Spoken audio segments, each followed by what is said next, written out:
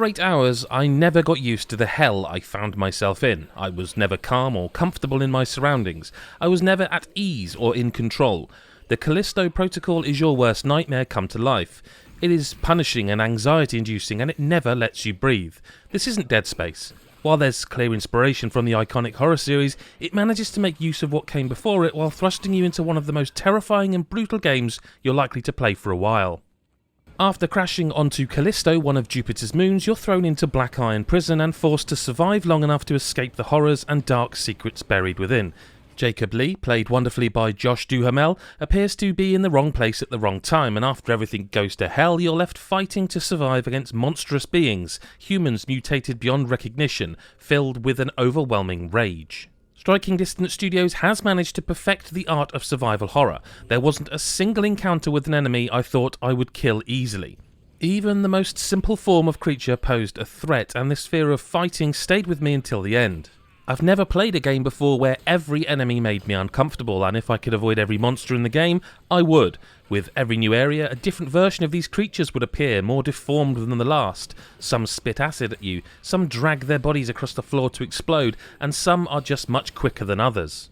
You're constantly trying to adapt in order to fight them, and whenever there were more than two approaching you, it posed me a significant challenge. The developers respect the intelligence of the player, rarely relying on cheap jump scares, but rather an impending fear of each new encounter. You'll likely expect the monsters to pop up, but it never becomes familiar, and when hearing the clanking of pipes or the grotesque squelching and screams coming from close by, it won't matter how prepared you are.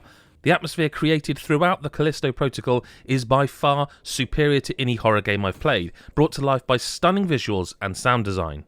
Lights will blink and steam blinds you in tight corridors where you think you might see something, yet you're not quite sure. Panic is created by how well the prison is designed, but there are other locations that build fear in other ways. Another area, out in the wintry conditions of the moon, you'll see frozen creatures that may or may not break free and attack you.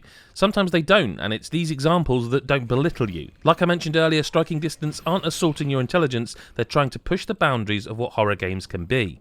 When you first start playing the Callisto Protocol, there are two key items that you'll use to defeat the creatures you encounter. One is a stun baton that can beat them down, and the other is the GRP, a gauntlet that can be used to send them flying through the air. Combat is intense and intimate, and one wrong move can be costly. The GRP is powered by batteries which can be found in chests, and as long as you have them in your inventory, it'll recharge once one runs out. It's a great tool that can be used to create distance, send enemies flying into walls covered in spikes, or into turning mechanisms that'll crush them in an instant.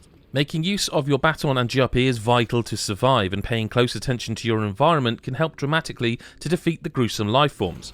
I won't spoil it, but one area within the prison had something both disgusting and ingenious that it left me so morbidly curious when making use of it to kill enemies. Throughout the Callisto Protocol, you'll unlock new weapon schematics that can be crafted at reforging stations, along with new upgrades for your stun baton and your GRP by collecting Callisto credits. Credits are scarce, so you'll often find you won't be able to unlock everything in your playthrough. The Callisto Protocol is tough, and fighting the various monsters will push you to the utter limit. Due to the close camera, fighting more than one enemy can be overly difficult when it doesn't need to be. You can't focus on enemies, so if one tries to blindside you, it's impossible to know where they're coming from, and can result in an unexpected death. If the camera wasn't as zoomed in as it was, it probably wouldn't be as terrifying, but when you can't see what you're doing at times due to so much blood and guts splattered across the screen, your vision is impaired and it makes for unnecessary failure. You have the ability to dodge attacks and block attacks, but when you do, there are times when you're up close to Jacob's body that you just can't see where the next strike is coming from. This had me turning the difficulty down, not because it was hard to dodge or strike, but because I just couldn't always see where the next enemy was coming from, or it was just too close to the action. And when it sometimes only takes a couple of attacks to die, it became more frustrating than it needed to be. The death animations, though, are absolutely brutal. I've had my arms and legs ripped off, my face bitten and chewed up, and my head pummeled so hard it burst in on itself. The Callisto Protocol in that way is for masochists, unrelenting in its brutality. The Callisto Protocol drip-feeds you with story until some big reveals in the final third, and while I wasn't particularly playing it for the plot, there are some interesting reveals. The acting is great, with a special nod to Karen Fukuhara from The Boys, who gives a great performance. It's a stunning game in both the animations and how it creates a tense and scary atmosphere, and the sound design is excellent. While it can be more difficult than it needs to due to the zoomed-in camera angles, I won't be forgetting it in a hurry. It's disturbing, savage, and forces you to survive in the worst possible conditions, which is why I'm giving it an 8.5 out of 10. Okay, one to go. Hey, Adam from GodIsAGeek.com here. I played through this as well, and we'll have an interesting chat about it on the podcast, I'm sure, so make sure you subscribe to our channel and hit the bell button to see when we go live with that podcast. Thank you for watching Chris White's review of the Callisto Protocol. We've actually got another little video about a guide to help you with one of the more tricky parts of the game. Only watch it if you're really wanting help there. Don't go spoiling it for yourself. We've tried to keep it as spoiler-free as possible, so only look at that if you want to.